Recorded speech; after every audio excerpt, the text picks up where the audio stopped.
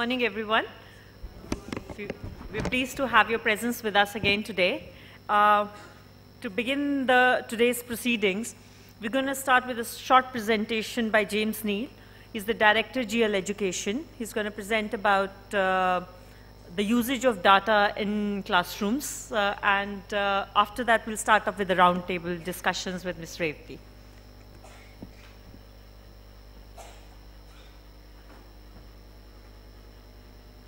Okay, good morning, everyone. Okay, it must be an early morning, or the rains are keeping people away, I think. Out of interest, who was here yesterday for the session? Just raise your hand if you were here yesterday. So some of what I will talk about you will have heard yesterday, but I'll try and put it in a different context, and hopefully hear some of the questions, and maybe we can do it as a bit more of an open forum about what thoughts you have about using data.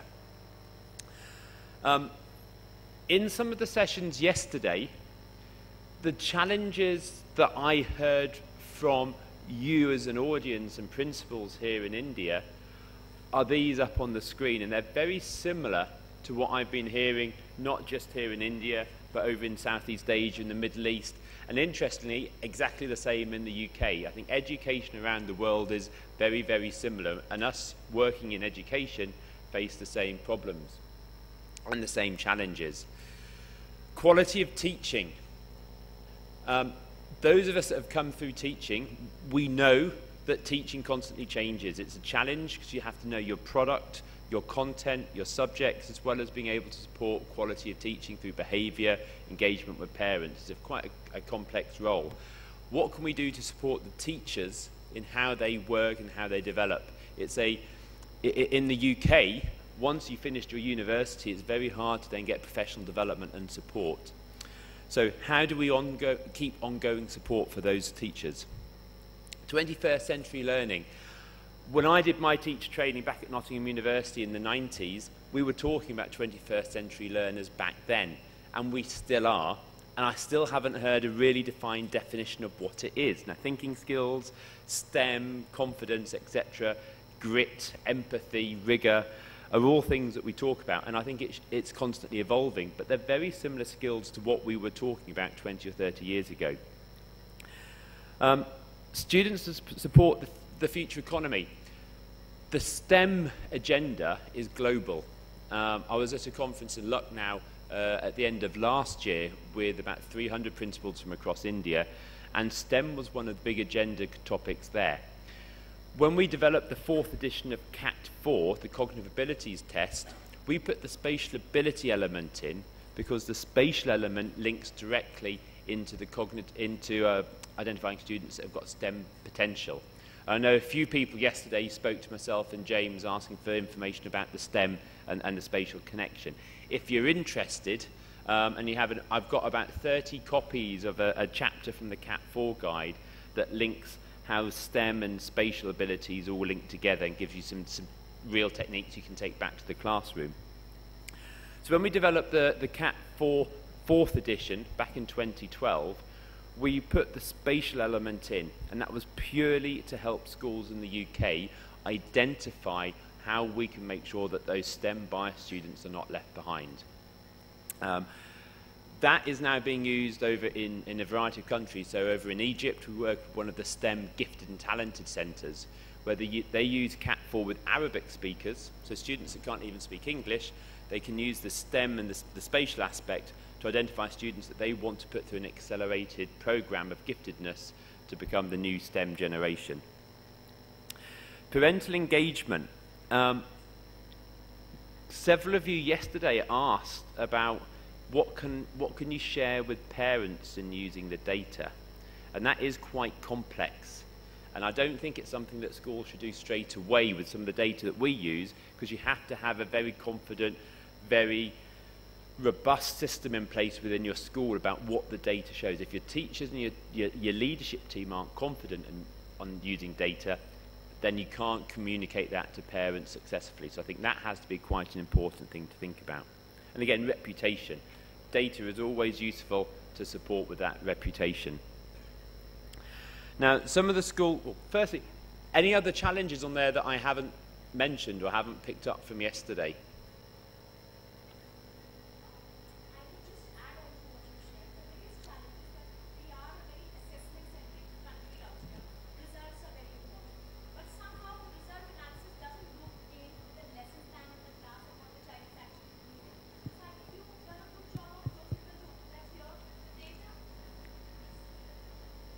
Hi, good morning. I'm Priyanka Bhatkoti here from Maxford School, Dwarka. And the best part that I've liked here is that you're trying to close the loop. See, every activity in education has a purpose. And the purpose is that here we have to better student learning and maximize their potential. That's what we are looking at. Now, what has happened somehow or the other, and it's not just endemic to India, I think it's across the world.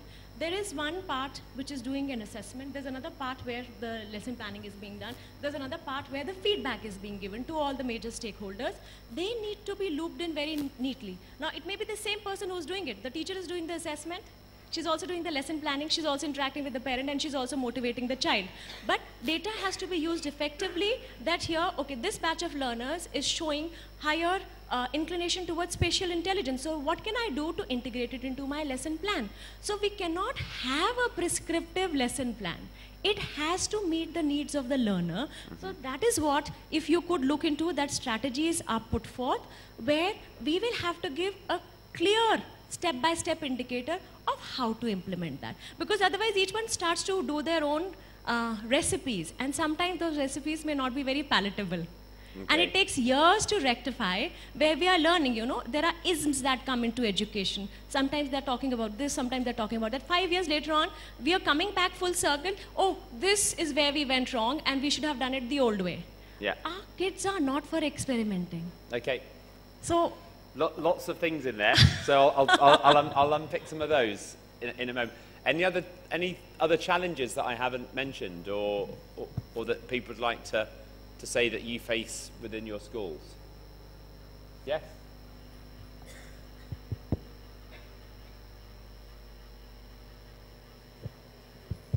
Hi, I'm Asha, and all are here talking on the principal basis, but as a teacher I want to speak up that whenever a school attends such summit or such conferences, they learn about new things coming up and suddenly they switch on. What are your views on that?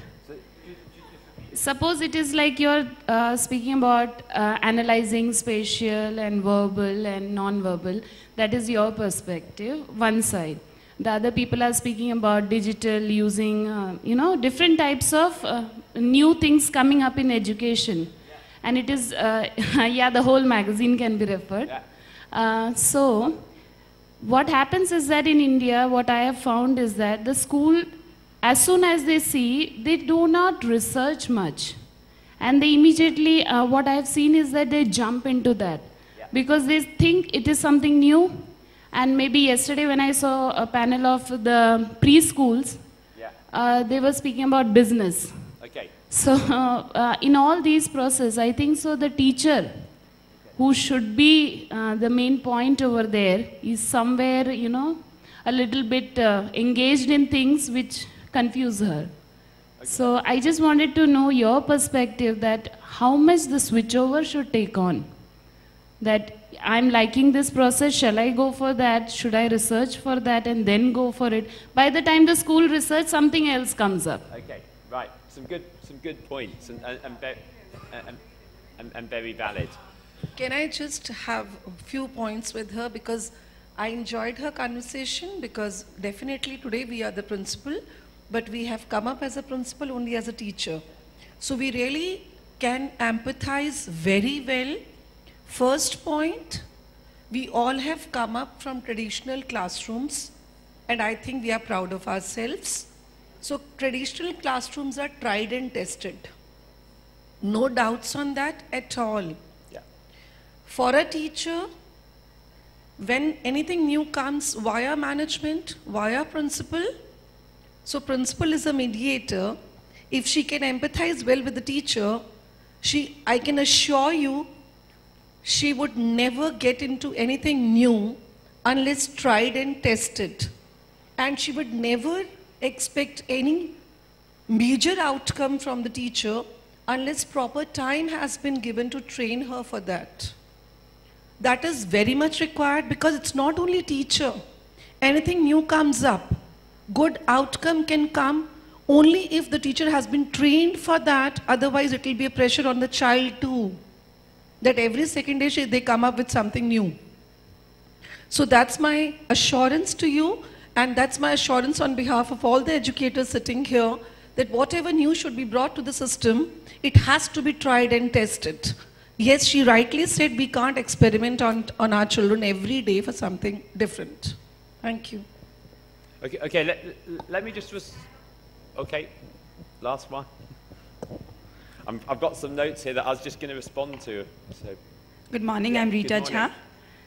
When it comes to tried and tested, again, India has, 70% still is in the rural area. We are having schools, right? When we are trying and testing, what happens, all the policies are tried in these metropolitan cities, which has great technological advancements. But the implementation is expected even in the rural areas, where we have all the infrastructural hiccups.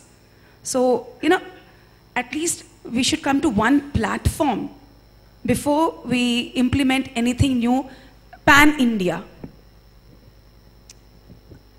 Okay, quite a few interesting challenges that are all quite interlinked and quite similar in many ways. If I come back to the first one about lots of different types of assessments, so in summary, writing a lesson plan is quite involved and quite detailed. If I take a step back, the assessments and the use of data that we use, okay, is kind of the bigger picture view. And the way, if I had a little whiteboard and a blackboard, I feel lost without being able to draw sometimes, that every time you teach a lesson, you have this kind of learning loop. So you have the lesson plan, you teach the lesson, you get some feedback, and as a teacher you'd reflect how successful the lesson was, how the learners learned, and what could you do next. And you'll be using lots of information, what I call quick-fire data from the lesson. Those questions at the end. Did you understand about the blast furnace? How is photosynthesis? What does photosynthesis do? So you'll get that kind of verbal feedback, which is important. The kind of assessments that we're talking about, that we use, are kind of the bigger loop. That you would use the information on a day-by-day basis, and you may use some of that information within the lesson plans and termly plans, but they're designed to give you a kind of a view, a step back, a kind of a self-evaluation of what's happening in the school, and as well as what you can do to look forward. So the Cat 4 data, for example, your students wouldn't take Cat 4 every year. They'd probably take it every 2 or 3 years, because the data from the Cat 4 is fairly stable. Okay, they're not going to change their verbal reasoning skills rapidly over 6 or 7 months, so it's very unlikely. But that's designed to give you some analysis and some ideas of how that learner learns and what you can do as a teacher in different ways. So if you imagine different types of feedback loop, and you've got, I would call it the quick fire, lesson by lesson, week by week feedback of different types of data, but then you'll need other forms of data and other forms of feedback loop that you look at on a term by term basis or a year by year basis to understand how those learners are learning. That concept it's not new. Okay, the Cat 4 is over 35 years old. Now, when I was teaching in Nottingham, we used Cat 4, but we used it badly, because unfortunately I was never taught how I should be using it in a lesson-by-lesson plan. My head of science was using it as a setting tool. Now, we were very good at putting kids in top set and bottom sets, and we used the Cat 4 to do that. We never used it to understand how students learn and how I should be able to kind of engage with learners in a different way. If I was back in the classroom now, I would use the data from something like Cat 4. I'd have it in my mark book, and it would just remind me that Sarah is a verbal biased learner. Jonathan is a spatial biased learner. So if I see them struggling, what kind of things would I say to them as I move around the classroom and engage with them? Okay, I wouldn't necessarily change the lesson plan, because a good lesson plan should be able to cater for everything. But some lessons, you're not going to have 35 lesson plans for every time you teach. We know that, that's impractical. But having an awareness of those students is quite key. Coming back to the lots of points in those questions about, I scribbled down here fads, because back in I'm trying to think when I was first teaching in my school in London, about 2000 must have been 2000. I'd just come back from teaching in Thailand, and we were doing this big IT in science and IT teaching, and we all had to go on 3 days course where we had files of CD-ROMs. There was no internet as such then. We were doing automatic sign sensors, and this was the thing. We were going to be teaching kids how to use technology in science. Absolute waste of money. Okay, it really was. The 3 days training we went on, we had CD-ROMs, we had really clunky science equipment that didn't talk to the computers, that hardly worked. But that was one of the things that at the time we were told was really important. If I go back to my schooling, when I was at school in Norfolk in East England, I remember we had 2 BBC computers. Yeah.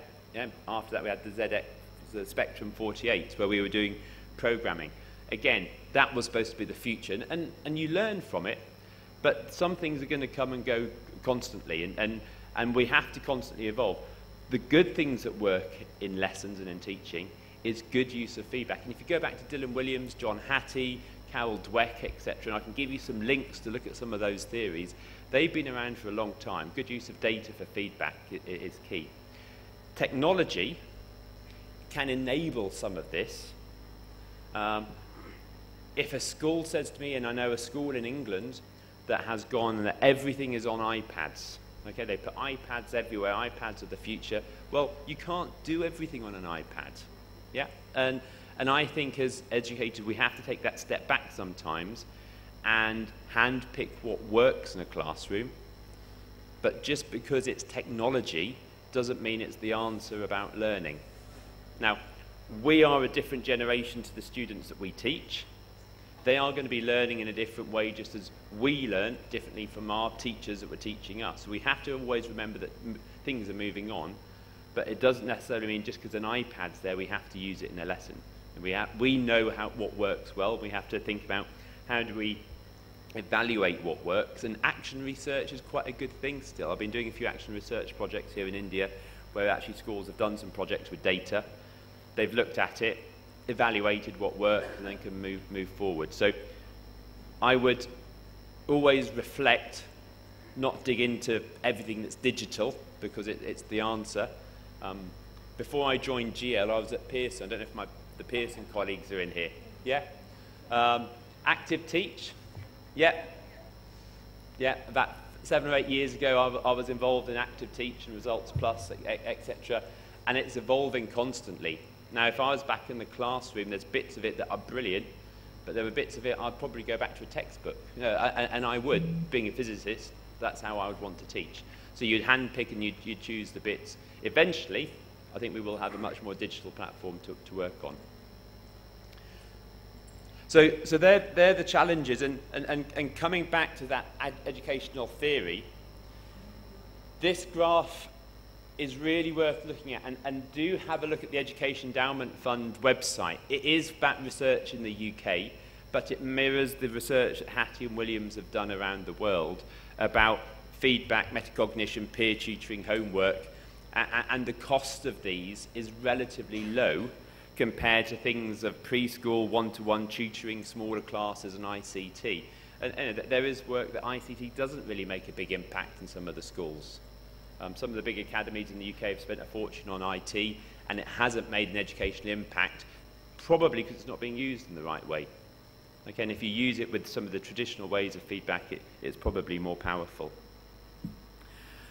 In the Digital Learning magazine, there are some case studies from people that you know. I know Savita was here yesterday. Anne is looking after the Indian schools over in Dubai that we're working with, and they're beginning to use data from that kind of big cycle, that big loop that I mentioned earlier, not on a, no, they do use it on a day-by-day basis, but they are sitting back and using it on a much more of a higher level thinking. The case studies that we've got, every school will have different needs, okay? And if you come and talk to myself or James, we will not say you have to do X, Y, and Z, because you will have different challenges in your school. So quite often we build custom solutions for schools depending on your students. Lady over there mentioned about rural and urban schools. Just because it happens in Delhi, what happens in some of the rural provinces and etc. It's the same in the UK. Not every school is the same. You don't have the same infrastructure. You have different students. You have different parents. You have different cultures. You have different infrastructures and different context in the school. So we can work with you to support some of those ideas. There's a school set up in Delhi. Those of you that know the UK system, the ARC Foundation, they run about 30 schools, and the school there I visited a few times here in Delhi. It's a public-private partnership, so they're working with government funding. Now I'm helping them use some of the data from some of our assessments to improve and understand their learners. If they don't understand their learners, they can't move forward and they can't measure their effectiveness. Now this is a school with one computer across the whole school. These are students that have come in almost with nothing and not being able, I remember I was there a year ago, they weren't used to even having a table or a toilet in their school.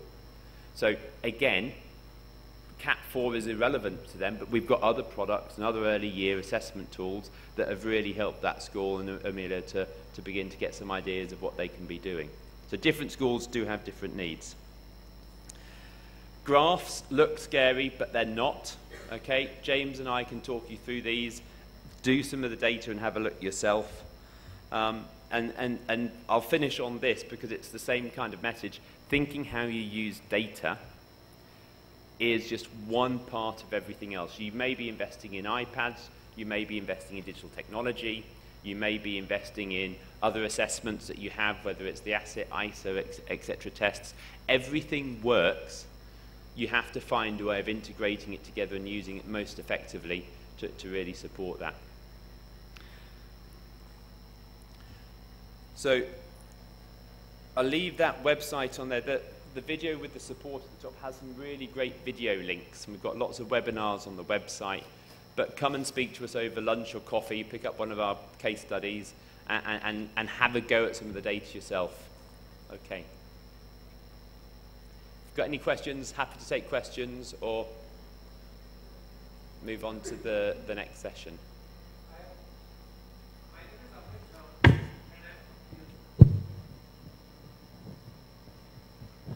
My name is Amit Jha, and I'm from Pearson. I just wanted to know, you had mentioned that parents or learners should develop metacognition.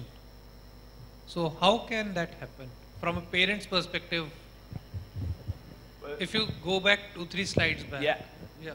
So one of the things that we want students to do is to learn how to learn. Okay, and that's a bigger conversation for here. But data can help them learn how to learn, because if they're more self-aware of what they do, how they feel, their confidence, they can begin to change what they do in the classroom or at home. Engaging parents in that is really important. I remember my mum and dad sitting down with me, helping me with my homework. If they understood how I learnt, then that would help me as a student and help them help me. So I think it's not about developing metacognition as such in parents, but it's about bringing together that whole thinking about every child learns in a slightly different way, and how the whole community, teachers, families and schools can work together with that. So that means, what I understand is that means there has to be a loop that has to be closed with the parents as well. Because we have to make the parents aware how their child is learning, and then we'll be able to close the loop, if I'm getting you correctly? Yeah, if you come back to some of the academic research that's been done, parental involvement in children's learning is really key. And that can take part in so many different ways, whether it's just parents' evening, feedback, etc., but it's getting them engaged. So part of it is about metacognition, part of it is just about getting them involved so they can actually ask the student, what have you done at school today? I mean, that's common sense, which I'm sure most of us in here will be aware of. If you have a look at the Education Endowment Fund website, for each of these boxes, they go into some details about what they've done and what research they've done for each of them. Okay? So probably rather than go into more detail now, I recommend have a look at that and see what's relevant. Again, think about the UK context, the Indian context, but I think learning is learning. Okay. Thank you. Okay, please come and speak to us later on.